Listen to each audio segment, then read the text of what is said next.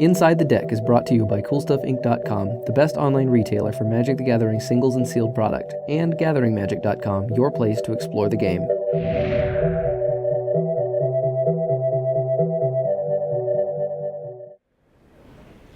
My name is Justin Cohen. The deck I'm playing is Amulet, also known as Bloom Titan. My deck is about not playing games of Magic, which I try to avoid if at all possible.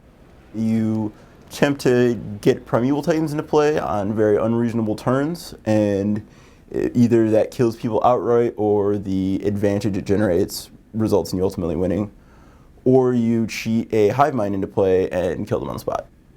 Amulet of Vigor is a 1-mana artifact that untaps any permanent that comes into play under your control tapped. So your bounce lands, which tap for 2 mana, have 2 drawbacks. They come into play tapped, and they require you to return a land to your hand. Amulet of Vigor cancels one of those drawbacks, since the land will just untap right away. And we cancel the other drawback with the card Summerbloom. Summerbloom is a card that costs 1 green. You can play 3 extra lands this turn. So if you have Amulet of Vigor in play, what you do is you play a bounce land, it untaps, you tap it for mana, then the bounce trigger happens and you pick that same land back up. You cast your Summerbloom, you do the same process 3 more times, now you have 6 mana, you can cast a Primeval Titan or Hive Mind.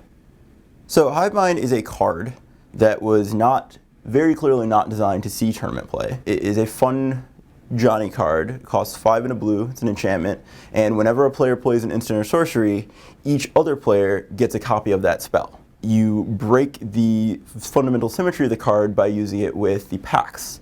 Pacts are cards that cost 0 when you play them, and you have to pay during your next upkeep some cost, varies by the pact, or you lose the game.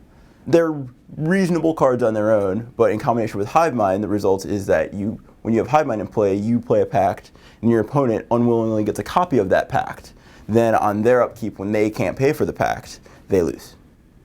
So if you don't Hive Mind somebody out, and the Hive Mind combo honestly happens in the minority of games. That's really there to keep people honest and scared. Most of your games are won on the back of Primeval Titan, who is just a workhorse. You can use Summerbloom and Amulet of Vigor to get him into play as early as turn 1 if you're playing Simian Spirit Guide.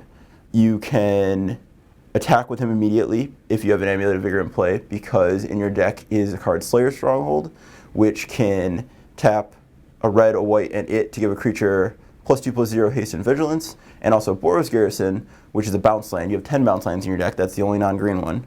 That the combination of those 2 lands lets you pay, give him haste, you attack again, you get 2 more lands. At that point, even if they deal with the Titan, you've put 4 extra lands into play, and you can start casting Titans from your hand. Or often what happens is, one of the great things about the deck is it can be very resilient. Sometimes you suspect your opponent might have removal. A Path to Exile is very common.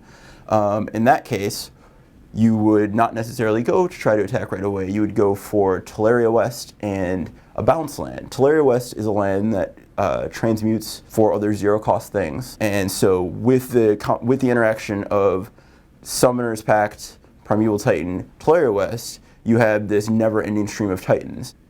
So the mana base is 27 to 28 lands, depending on how you build it, and some number of Simian Spirit Guides, depending on how you build it. There are 10 bounce lands. 9 of them are green, because you want green bounce lands to cast Primeval Titan. Then you have 4 Gemstone Mines, 1 Mana Confluence, 1 Tendo Ice Bridge. Those tap for any color. Those are just to make your colors work.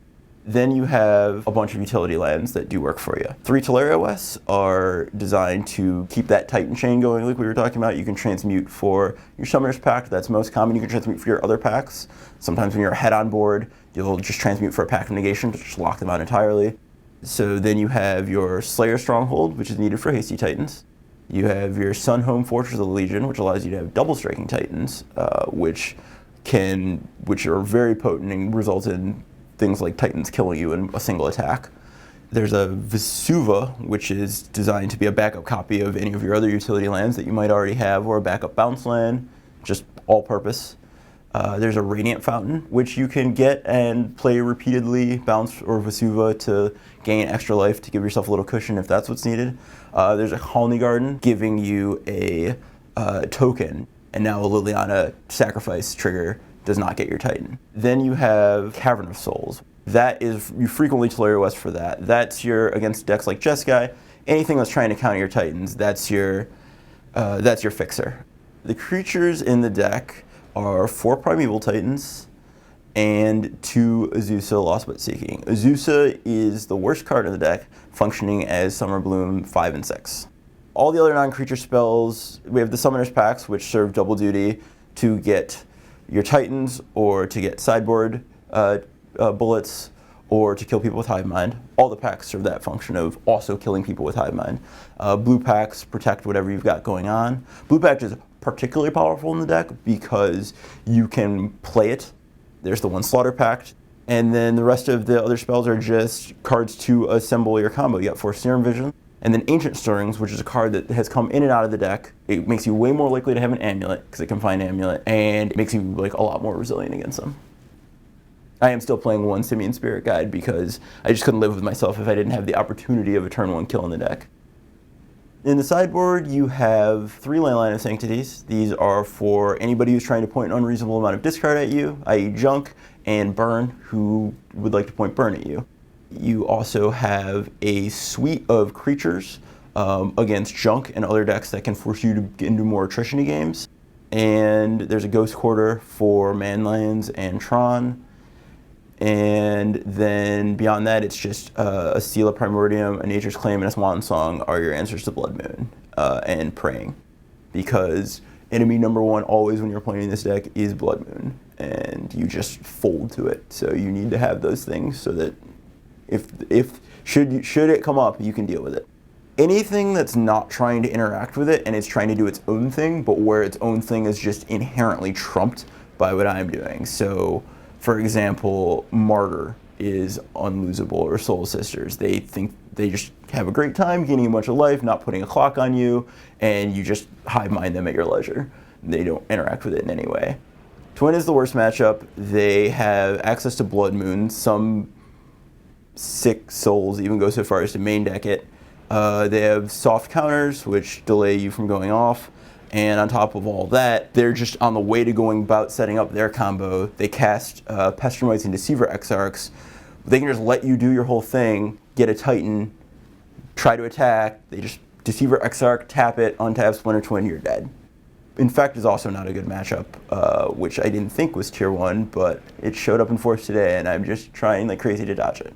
People go on and on about how hard a deck it is to play. It isn't really that hard a deck to play. It's just different from all other decks, so the knowledge that people come in with about how to play the decks that they know how to play in the format doesn't apply, and that makes it seem hard.